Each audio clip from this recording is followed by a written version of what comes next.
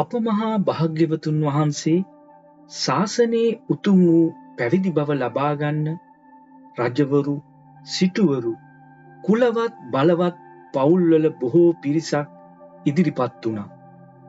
ඒ සමයේ එම ප්‍රදේශයේම රූපයෙන් ඉතාමත් ලස්සන, සැදැහැවත් තරුණ පුද්ගලයෙකුට පැවිදි වීමට අවශ්‍ය වී බුද්ධ ශාසනයේ උතුම් වූ පැවිදි බව ලබා ගත්තා.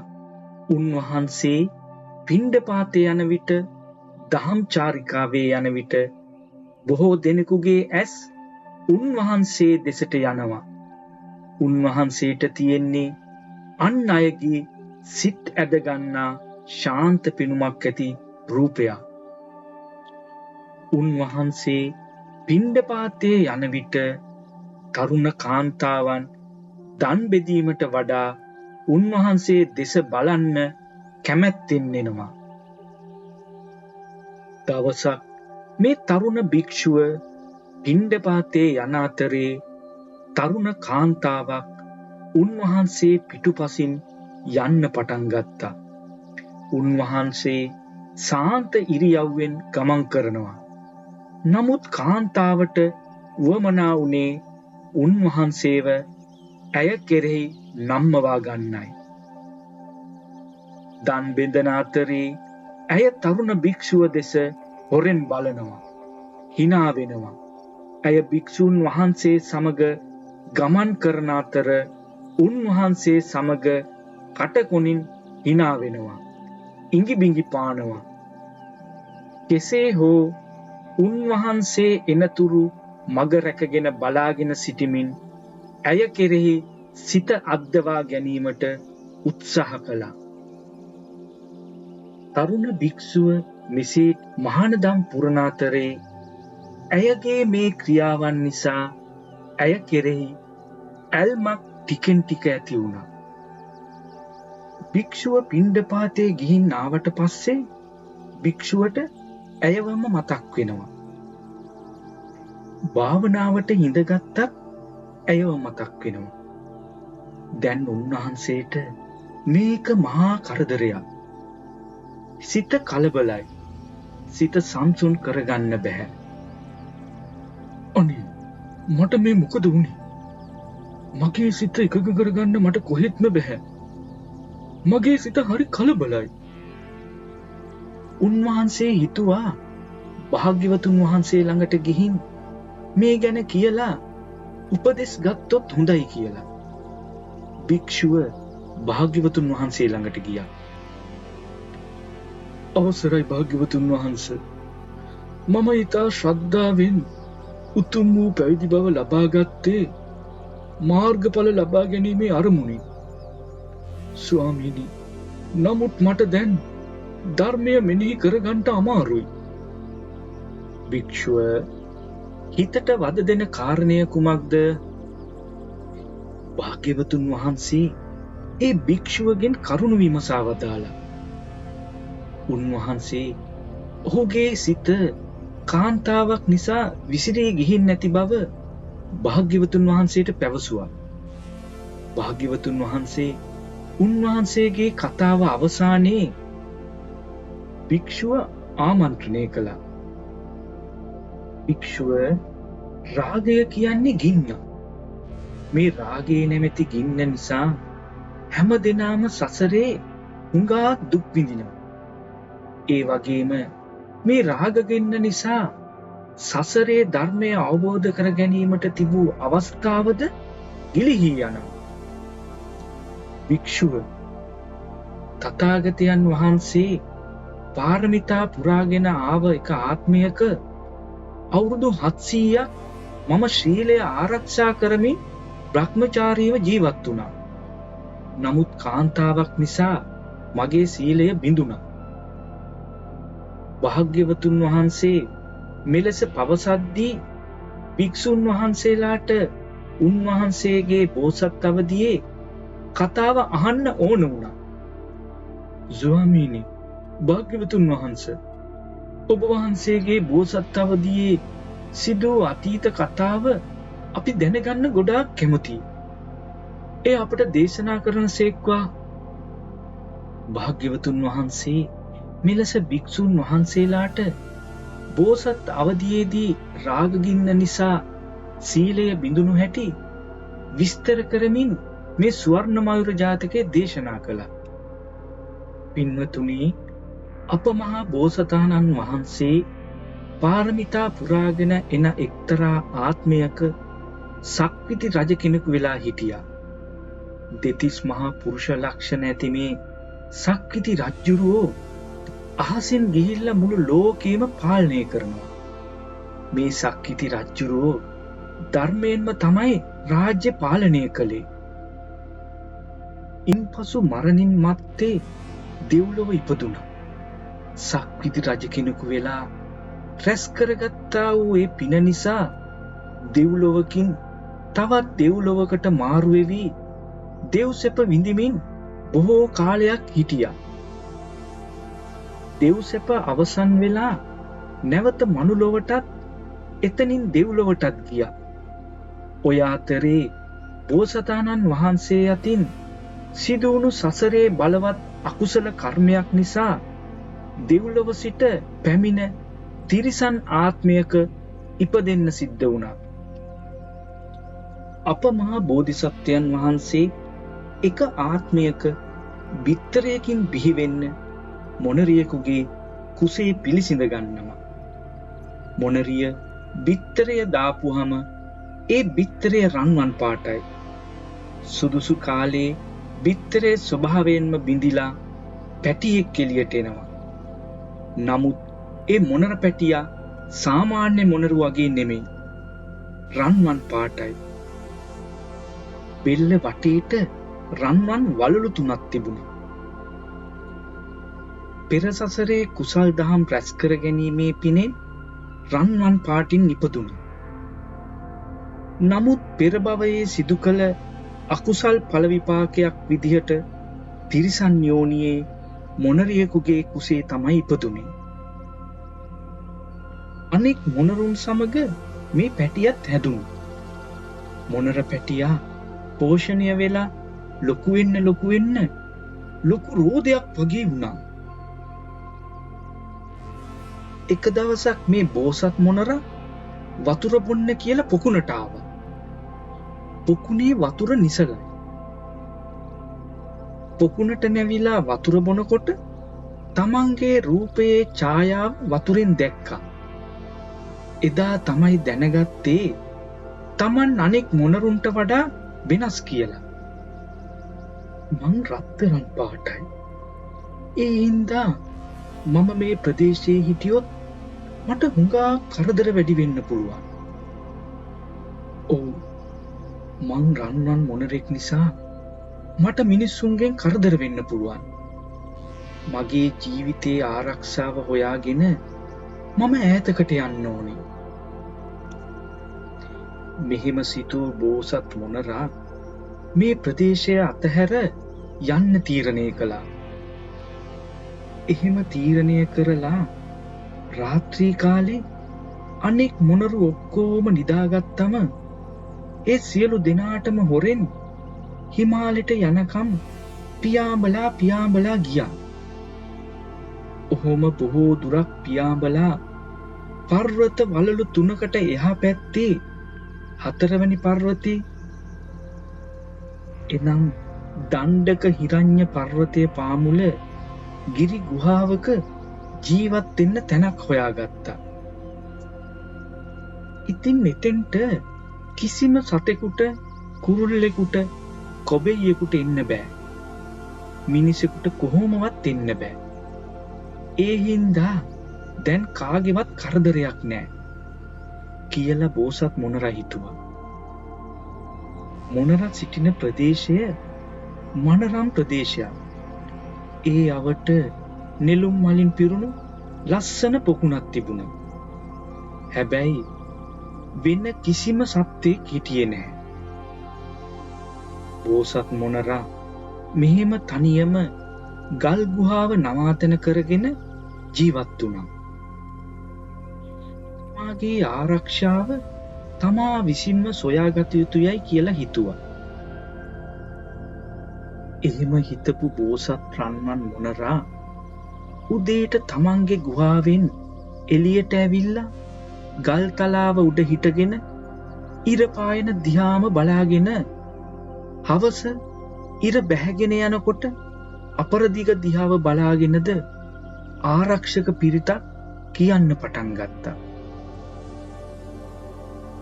ඇස් ඇති එකම රජු ලෙස මේ හිරු උදාවන විට රන්වන් රැස පතුරුවා මහා පොළව බබළුවන්නේය. මහා පොළව බබළුවන හිරු මඩලට මම වඳින්නෙමි. නුඹ විසින් සුරකින්න අපි අද ආරක්ෂිතව සුවසේ වාසය කරමු. යම් බ්‍රහ්මණයෝ වේදයන් දන්නෝ සියලු දහම් දන්නෝ වෙද්ද ඔවුන්ට මාගේ නමස්කාරය වේවා. ඔවුන් මා ආරක්ෂා කරත්වා. විශ්වයේ පහළ වූ සියලු බුදුවරුන්ට මාගේ නමස්කාරය වේවා. ඒ උතුම් බෝධියට නමස්කාරය වේවා. ඒ උතුම් රහතුන් හට නමස්කාරය වේවා. ඒ උතුම් රහත් ඵලයට නමස්කාරය වේවා. බෝසත් මොනරා පායන හිරු දෙස බලා මේ ලෙසින් පිරිත පවසා ගොදුරු සොයන්න සැරිසරා යනවා. මෙසේ නැවත හවසට ඇවිත් ගල් තලාව උඩ හිටගෙන ඉර බැහැගෙන යන අපරදිග දිහාව බලාගෙන මෙසේ පිරිත කියන්න පටන් ගන්නවා. ඇස් ඇති එකම රජු ලෙස මේ හිරු උදා වී රන්වන් රැස පතුරුවා මහා පොළොව බබළුවා මේ හිරු මඩල බැසෙයයි. මහා පොළොව බබළුවන හිරු මඩලට මම වඳින්නෙමි. නුඹ විසින් සුරකින අපි අද මේ රැයද ආරක්ෂිතව සුවසේ වාසය කරමු. යම් බ්‍රහ්මණෝ වේදයන් දන්නෝ සියලු දහම් දන්නෝ වෙද්ද ඔවුන්ට මාගේ නමස්කාරය වේවා. ඔවුන් මා ආරක්ෂා කරත්වා. විශ්වයේ පහළ වූ සියලු බුදුවරුන්ට මාගේ නමස්කාරය වේවා. ඒ උතුම් බෝධියට නමස්කාරය වේවා. ඒ උතුම් රහතුන් හට නමස්කාරය වේවා. ඒ උතුම් රහත් ඵලයට නමස්කාරය වේවා. මේ කාලය දීර්ඝ ආයුෂ තිබුණු කාලයක්. මිනිසුන් සහ සත්තුන් දීර්ඝ කාලයක් ජීවත් වුණා. මෙසේ උදේ හවස පිරිත් සජ්ජායනා කරමින් බෝසත් මොනරා හිමාල පර්වතයේ නිදහසේ ජීවත් වුණා. ඒ කාලයේ බරණැස පාලනය කළේ බ්‍රහ්මදත්ත කියලා රජ කෙනෙක්. එක දවසක් රජ්ජුරුවන්ගේ කේමා කියන රජබිසව හීනයක් දැක්කා. ඇයට හීනෙන් රන්වන් මොනරෙක් බණ කියනවා. බිසව බොහෝම ශ්‍රද්ධාවෙන් සාදුකාර පවත්වා බණ ඇහුවා. හදිසියේ ඇයට ඇහැරුණා. අවදි වුණාම දැනගත්තා ඒක හීනයක් කියලා. ඇය මෙහෙම කල්පනා කළා. මගේ මේ හීන ඇත්ත වෙන්න පුළුවන්. රන්වන් පාට මොනරු කොහේ හරි ඇති. කොහොම හරි රන්වන් පාට මොනරෙකුගෙන් බණ අහන්න ඕනේ. නමුත් එහෙම මොනරෙක් ගෙනත් දෙන්න කියලා රජුරවන්ට කිව්වොත් එහෙත් මොනරු කවුරුත් දැකලා නැහැ කියලා රජුරවන් ඒ තරම් සලකන එකක් නැහැ. එහෙම රන්වන් මොනරෙකුගෙන් බණ අහන්න ආශාවක් තියෙනවා. එසේ නොලැබුණොත් මම මැරෙනවා කියලා කියන්න ඕනේ. පසුදා උදා වුණා. දේවිය අසනීපෙන් වගේ යහනටම වෙලා හිටියා. රජතුමා දේවියගේ කනස්සල්ලට හේතුව මොකද්ද කියලා ඇහුවා. ස්වාමීනි, මට දොළ දුකක් තියෙනවා. මට රන්වන් පාට මොනරෙකුගෙන් බණ අහන්න ඕනේ. රන්වන් මොනරෙකුගෙන් බණ අහන්න? ඒක කරන්න බැරි වෙයි. රන්වන් මොනරු ගැන මම කවදාවත්ම අහලා නැහැ. කොහෙද එහෙම මොනරු ඉන්නේ? ස්වාමීනි, රන්වන් මොනරෙකුගෙන් මන අහන්න නොලැබුණොත් මම මැරුණා කියලා හිතාගන්න.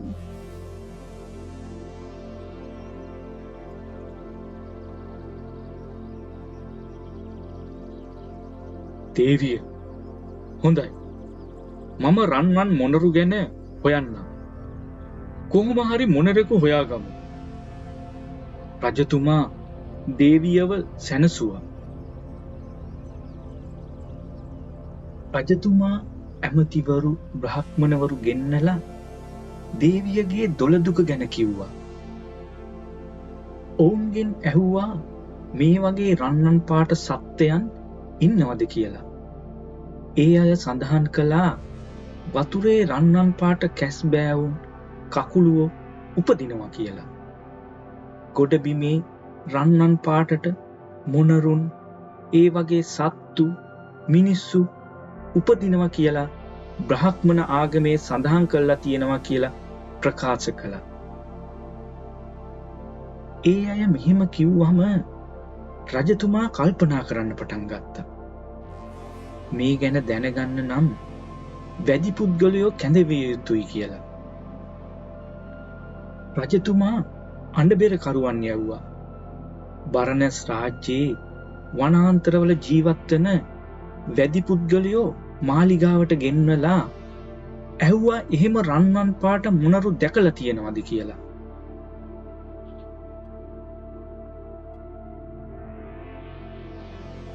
දේවයන් වහන්සේ, අපි කැලේ හැමතැනම දඩයම යනවා.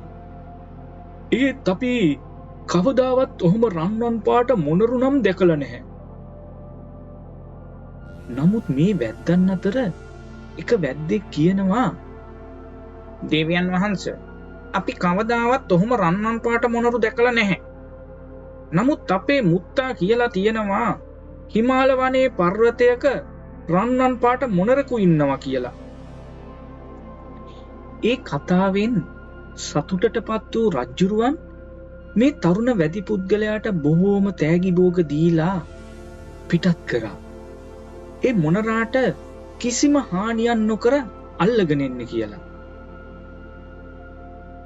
දුනු ආයුධත් අරගෙන වැද්ද පිටත් වුණා. කන්දෙන් කන්දට වනාන්තරෙන් වනාන්තරයට සති ගණන් මාස ගණන් වැද්ද මොනරව හොයාගෙන ඇවිත්තා.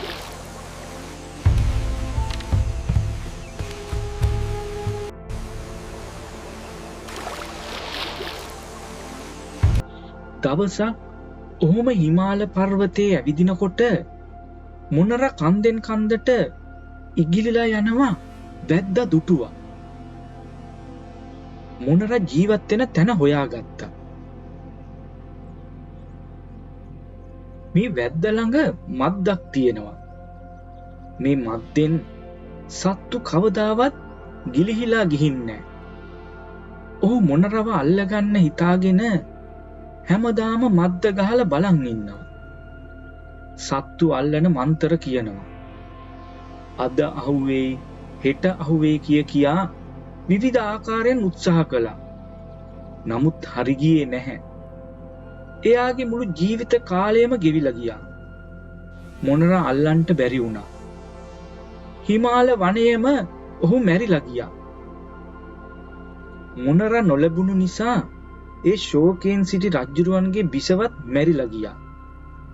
රජතුමා ඒකට ගොඩාක් කේන්ති ගත්තා.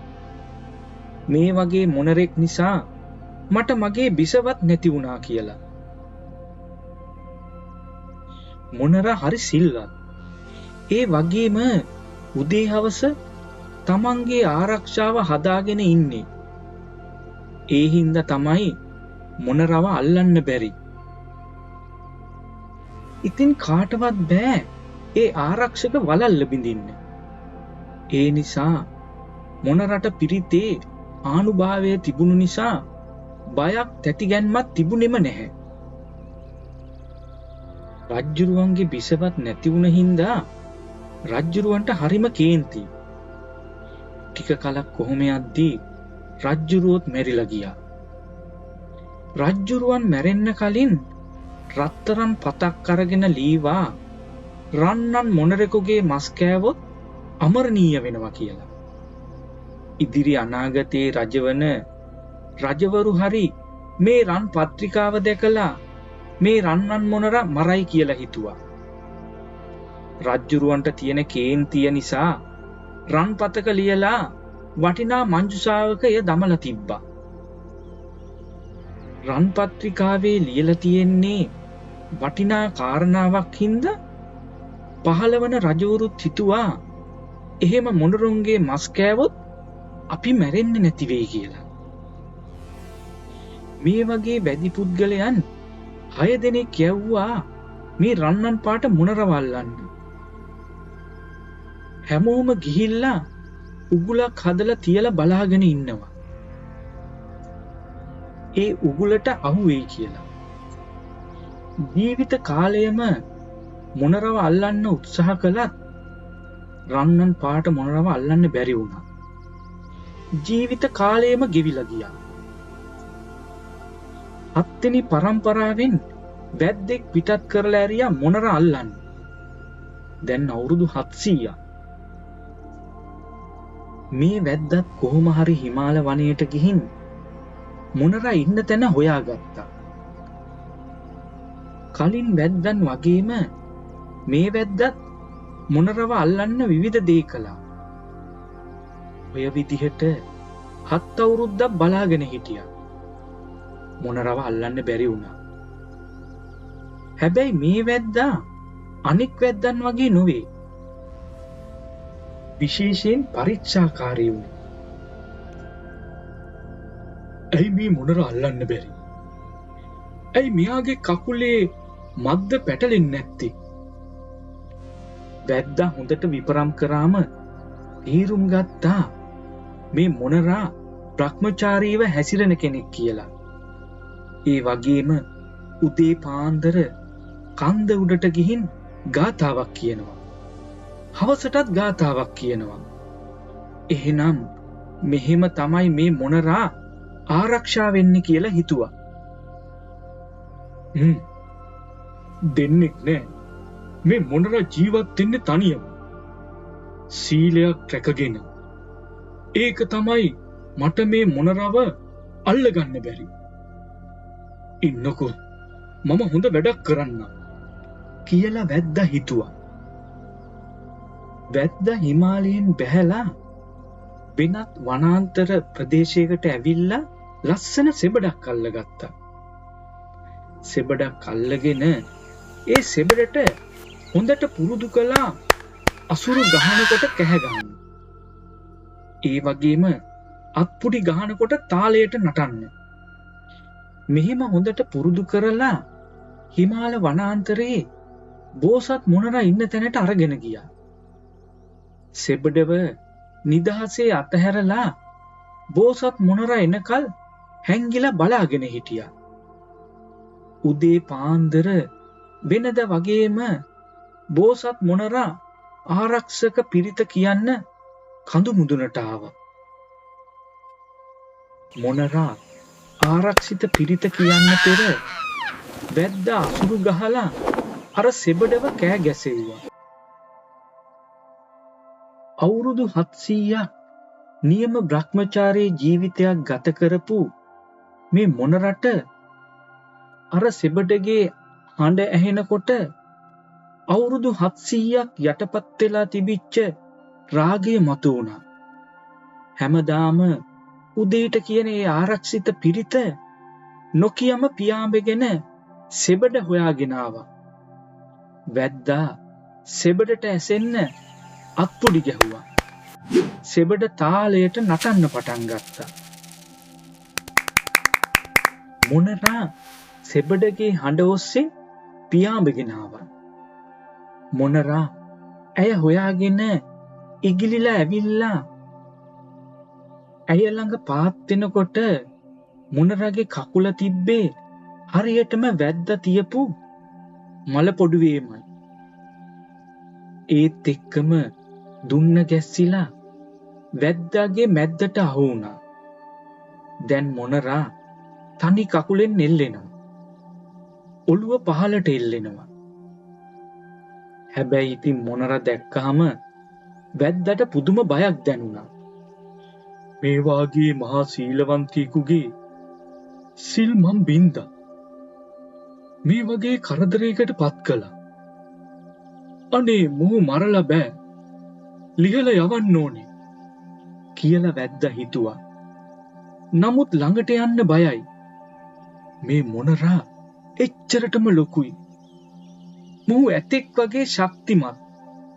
මට පහර දීලා මම මරයි කියලා බය හිතිලා එහෙම කල්පනා කළා.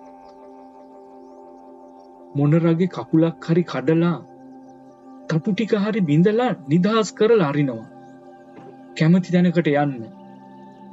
එහෙම හිතලා ඈතට ගිහිල්ලා දුනුදිය ඇදලා මොනරට විදින්න ලෑස්ති වුණා. ඒ වෙලාවේ මොනරා දැක්කා වැද්දව.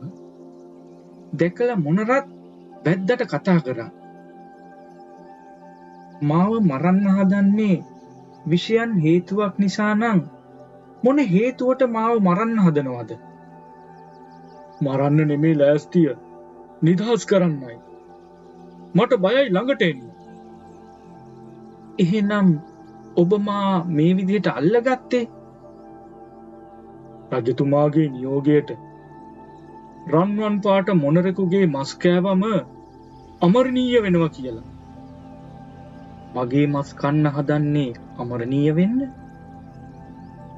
මස් ඇඟේ තියෙන මම මැරෙනවා නම් මැරෙන මගේ මස් කාලා කොහොමද අමරණීය වෙන්නේ?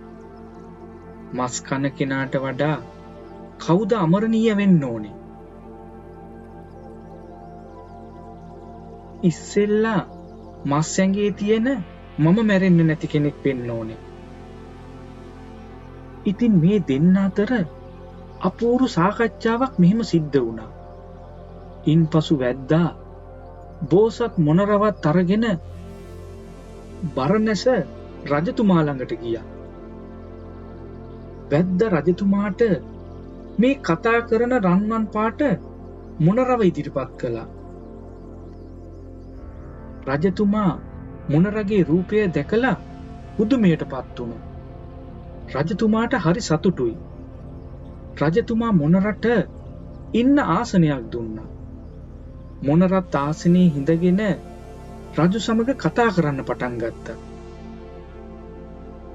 මහරජ, ඇයි ඔබ මාව අල්ලගෙන එන්න කිව්වේ?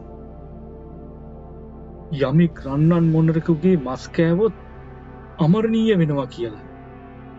එතකොට හැමදාම ජීවත් වෙන්න පුළුවන්. ඒ නිසයි මම ඔබව අල්ලගෙන එන්න කිව්වේ. හොඳයි මහරජ, මම මැරෙන කෙනෙක්. මමත් මැරෙනවා නම් මගේ මස් කන කෙනා කොහොමද මැරෙන්නේ නැතුව ඉන්නේ? එහෙනම් ඉස්සෙල්ලා මම මැරෙන්න නැති කෙනෙක් වෙන්න ඕනේ. ඔයා රන්වන් පාට මොනරෙක්. සාමාන්‍ය මොනරෙක් නොවේ. ඉතින් නුඹේ මස් කන අය අමරණීය වේවි. මගේ මේ රන්වන් පාට මට ලැබුණේ සසරේ සිල් රැකපු නිසා, කරපු කුසල් කර්මයන් නිසා. මම එක ආත්මයක මේ බරණැස් නුවර සක්විති රජ වෙලා හිටියා. මම ධර්මානුකූලව ජීවිතය ගත කරමින් රටවැසියාව සීලයේ පිහිටෙව්වා. ලෝකයේම පාලනය කළේ දසරාජ ධර්මයෙන්. ඒ කරගත්තා වූ කුසලෙන් මම මරණින් මතු දෙව්ලොව උපත ලැබුවා. නමුත් වෙනත් ආත්මයක කළ අකුසල කර්මයක් මතු නිසායි මම මේ මොනර වෙලා ඉපදුනේ. පෙර සිල් රැකීමේ ආනුභාවයෙන් තමයි මට මේ රන්වන් පාට ලැබුණේ. ඔබ ඔය කියන කතාව කොහොමද මම විශ්වාස කරන්නේ? කොහොමද මේ කතාව ඔප්පු කරන්නේ? මහරජ, මම ඒක ඔප්පු කරන්න. මම සක්විති රජ වෙලා රාජ්‍ය පාලනය කරන කාලේ මම අහසින් ගියේ රුවන් රථේ. ඉතින් මේ රුවන් රථය මගුල් පොකුණ පතුලේ නිදන් කරලා තවම තියෙනවා. ඒක එළියට ගත්තම ඔප්පුවේ මම මේ කියපු දේ. බෝසත් මොණරාගේ කතාව ඇසූ රජතුමා මගුල් පොකුණ අසලට ගියා. තම සේවකයන් ලවා මගුල් පොකුණ පරීක්ෂා කළා. මහා පුදුමයක්. සේවකීන් මගුල් පොකුණ පතුලේ තිබුණු රන්වන් පැහැති රුවන් රථය එළියට ගත්තා. රජතුමා බෝසත් මොණර ගැන පැහැදුනා. බෝසත් මොණරගේ කතාව සත්‍ය බව රජතුමා පිළිගත්තා. රජතුමාට හරිම සතුටුයි. රණමොණරට රජතුමා වන්දනා කොට මගේ දිවි ගමන ආරක්ෂා කරගන්න මට අවවාද අනුශාසනා කරන මෙන් ඉල්ලා සිටියා. බෝසත් මොණරා රජතුමාට ධර්මය කියා දුන්නා. මහරජ අමා මහ නිවන හැර අන් සියල්ල අනිත්‍ය වෙලා යන බව තේරුම් කරදී රජතුමාව පන්සිල්වල පිහිටෙව්වා. තමා විසින් උදේ හවස කියන ලද එම මන්තරය එහෙම නැත්තම් මොර පිරිතද කියා දුන්නා.